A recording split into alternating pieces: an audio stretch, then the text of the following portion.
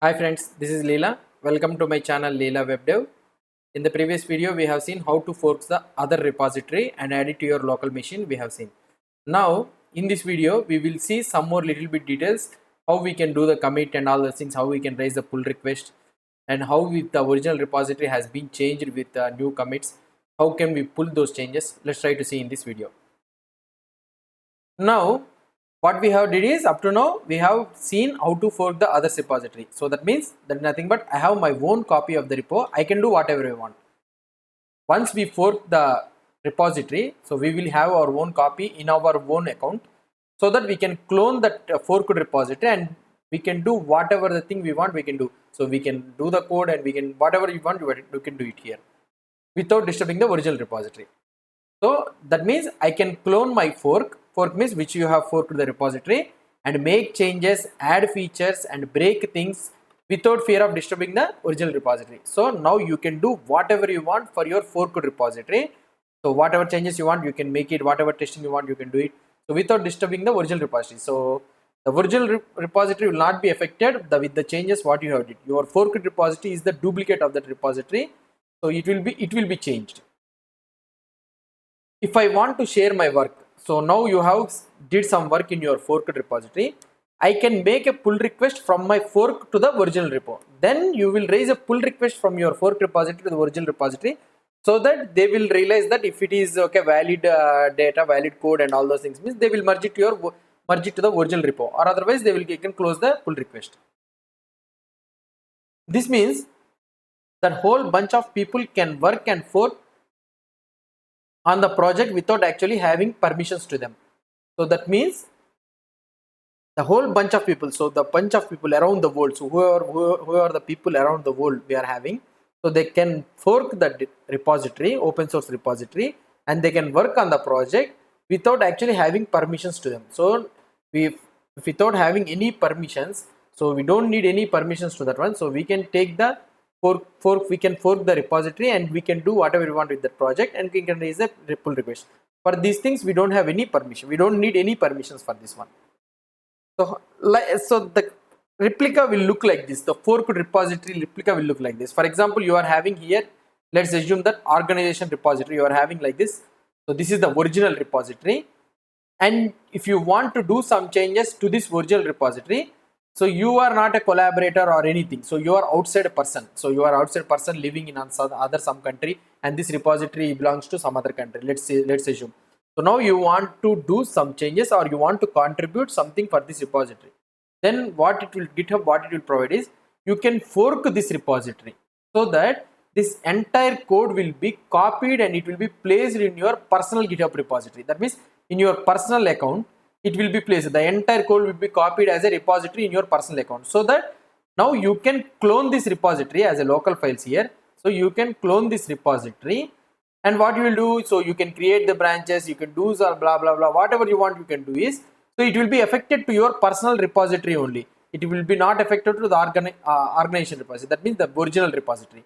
Now once your work is done and all those things is done, then from this personal GitHub repository you can share your work by creating a pull request to the main repository telling that these are the changes that I have made, so if these are applicable and if these are right for you means just merge the pull request. So if the organization will check, the maintainers will check whether the code is up to the mark or not. So if it is all is okay, well said, good, nothing is broken means, so nothing is breaking means, so automatically it will be merged.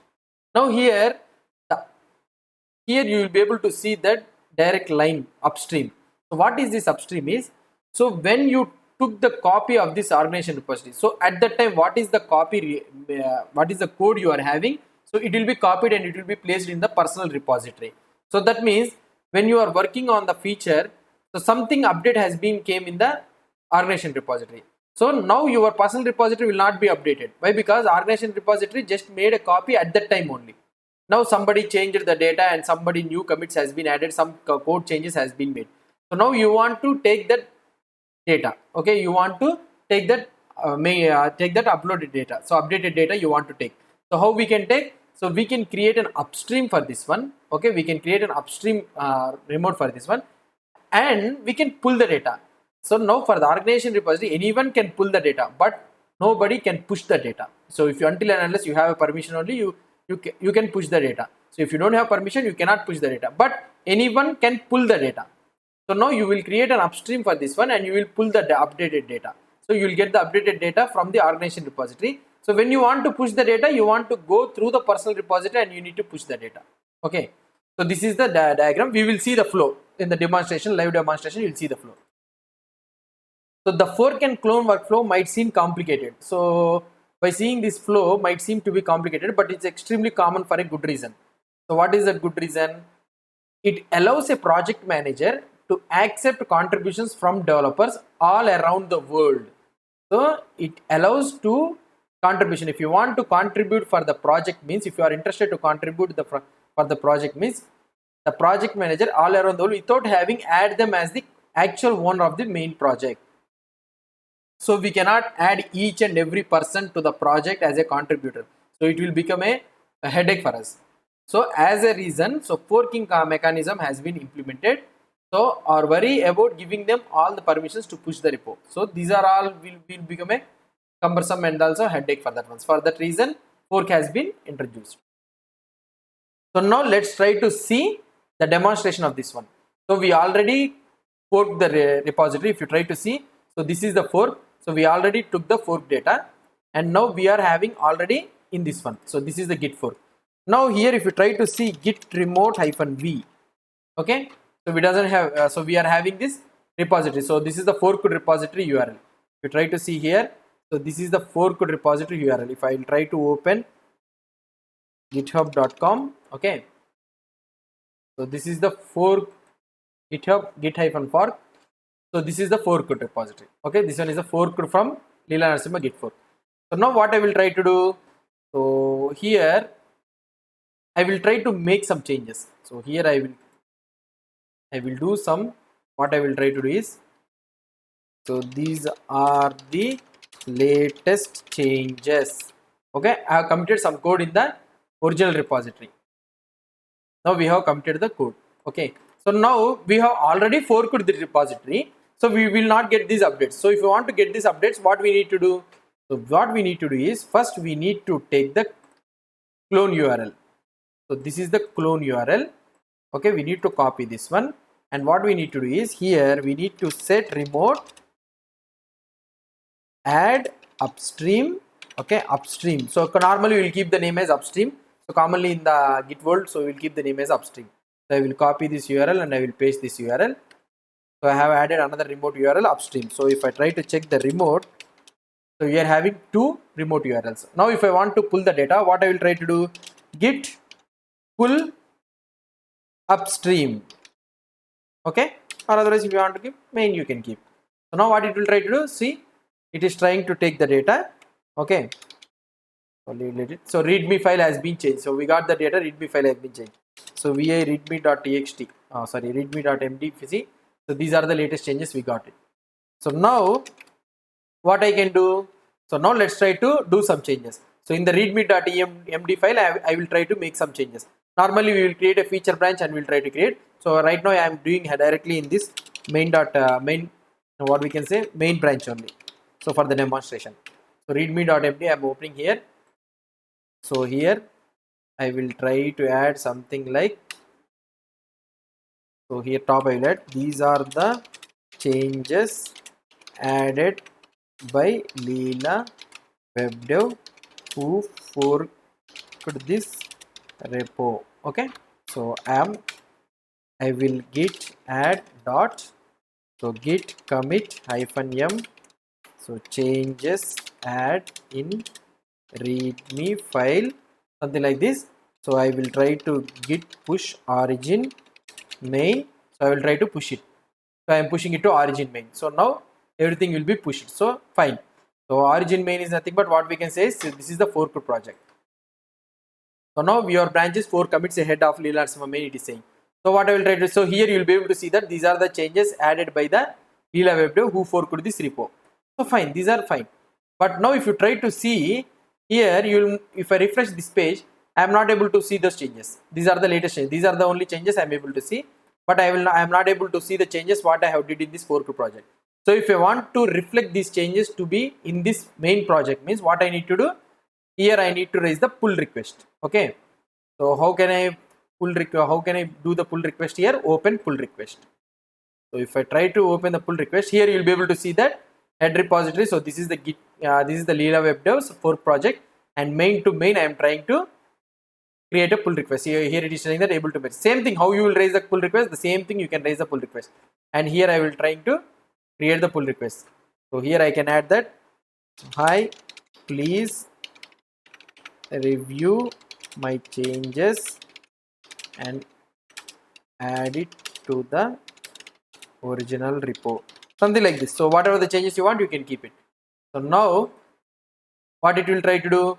So hello edit. So we need to create a pull request. So 1 second.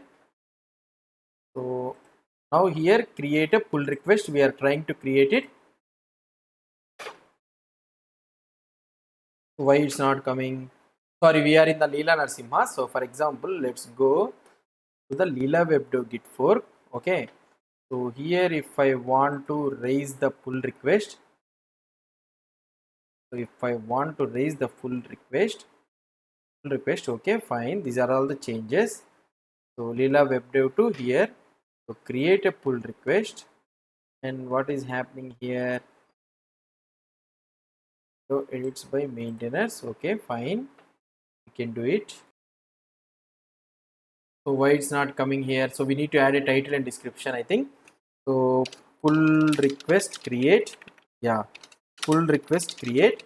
So hi, please add images. So I am creating a pull request here. So when I create a pull request, so now the pull request has been created.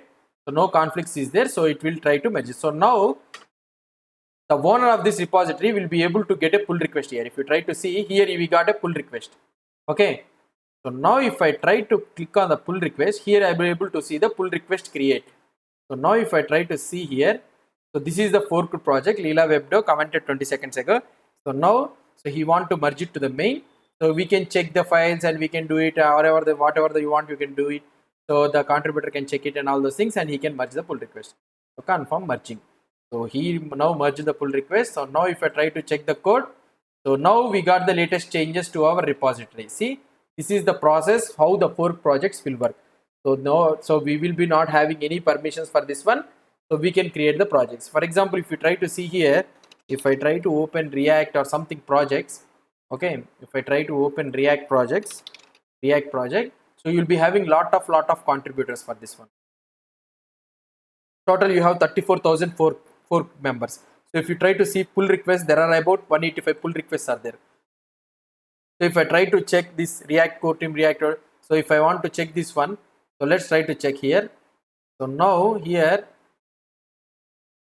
so now what I will try to do is, so this is the guy who has created request from this one to Penva master. Okay, so this is the fork project. So here if you try to see, so this is the Penva is the username and the React they have forked it. So forked from Facebook React. So he has did some changes and he has raised a pull request so that it is still in the open and some comments are going on. Okay, so you can check it.